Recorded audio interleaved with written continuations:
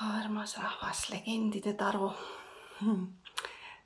tõi sellised huvitavad sõnumid ja taipamised, mida tahaksin teiega jagada.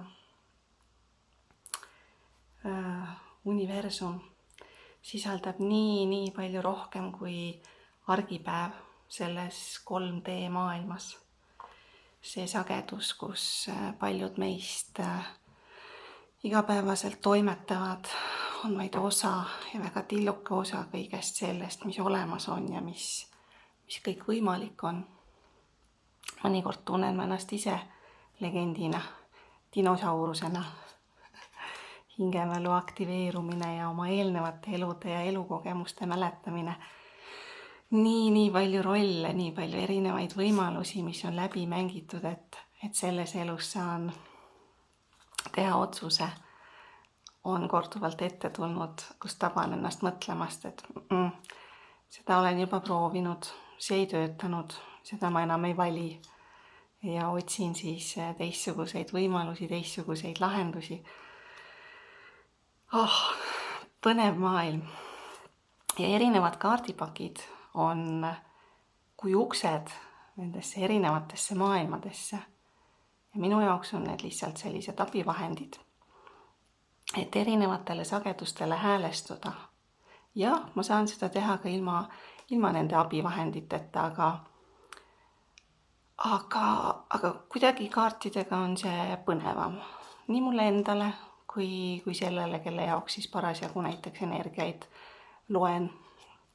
Ja leidsin huvitava paralleeli.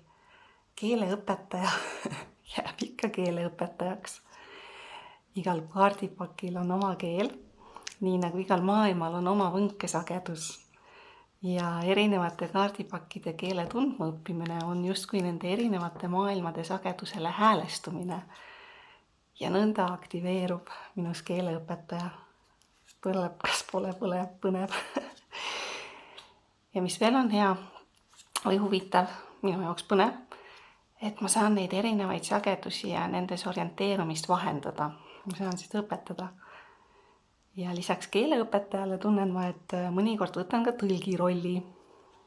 Ja teen siis nii suulist kui kirjalikku tõlget, et selline sõnumite vahendamine vaimult, sinu kõrgemalt minalt, sinu lemuuria aspektilt, sinu draakonilt, sinu haldjakestelt ja nii edasi ja nii edasi ja nii edasi. Aga muidugi, pole probleemi, mida soovid ja mida vajad.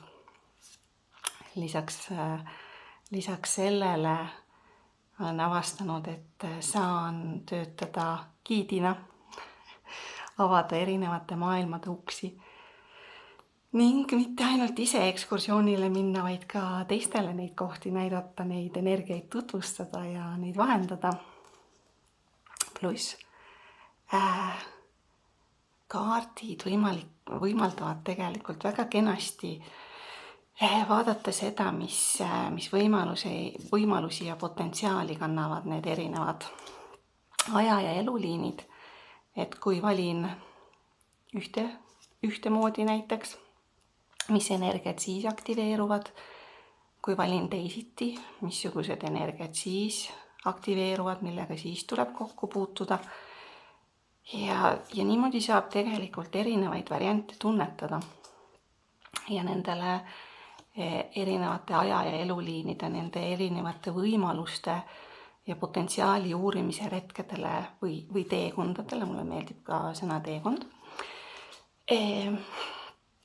saan kusjuures mitte ainult olevikus, vaid me saame reisida ka minevikku või tulevikku. Ma saan nendele retkedele, nendele teekondadele jutumärkides reisijaid kaasa võtta. Ehk et kui sind kõnetab see, mida ma jagan ja kuidas ma jagan ja kui sa resoneerud sellega, kui sa resoneerud minu energiaga, mitte kõik seda ei tee, aga kui sa resoneerud, siis võid lahkesti ühendust võtta ja vaatame, mis töösse läheb, sest niipea, kui sa ühendust võtad ja oma soovi avaldad, et sul on näiteks mingi küsimus või teema, siis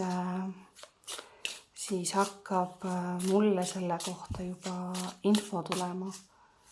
Nii et nõnda saad vastuse oma küsimusele või leiad selle, mida otsid. Võib-olla natuke kiiremini, kui sa ise üksinda kulgedes leiaksid. Mingil hetkel tõenäoliselt leiad ja kindlasti leiadki. Aga minu roll siin maises plaanis, mulle tundub, on see, et olla natukene selline teejuht, giid, nõuandja, suunaja, näitaja, teenäitaja. Karikate 8, millest lahti saada, millest on tarvis lahti saada, millest on vajalik eemalduda, et kehastada oma täispotentsiaali, et kehastada oma potentsiaali selles elus. Me võime mängida väiksemalt või suuremalt, aga see, mismoodi, millises mastaabis sa mängid, see on juba sinu enda otsus, sinu valik. Sellised ristteekohad on meil tihti elus ette tulevad, et kui oled just ristteekohal ja otsid, et kuidas edasi, siis ehk leiad siit abi. Sauade 10. Ja kuidas raskused maha panna. Kuidas eemalduda sellest, mis sind vaevab, mis ei lase sul kehastada seda, keda sa tulid kehastama, mis rolli sa tulid mängima. Eemaldumine nendest raskustest. Võtame 3. ka. Sauade 10 ehk on aeg raskused maha panna. Ja maag,